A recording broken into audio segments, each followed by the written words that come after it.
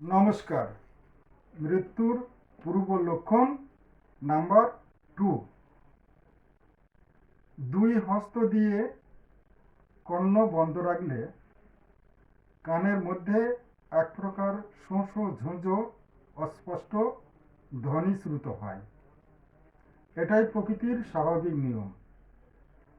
যদি কোনো ব্যক্তি পূর্বোক্ত উপায়ে কর্ণদ্বয় বন্ধ করে অনুরূপ শব্দ না শুনতে পান, তাহলে সেই ব্যক্তি যদি মোটা হন, তাহলে ক্রমাগত তিনি কৃশ হয়ে যাবেন, এবং যদি কৃশ বা রোগা ব্যক্তি হন, ক্রমাগতভাবে তিনি মোটা হতে থাকবেন।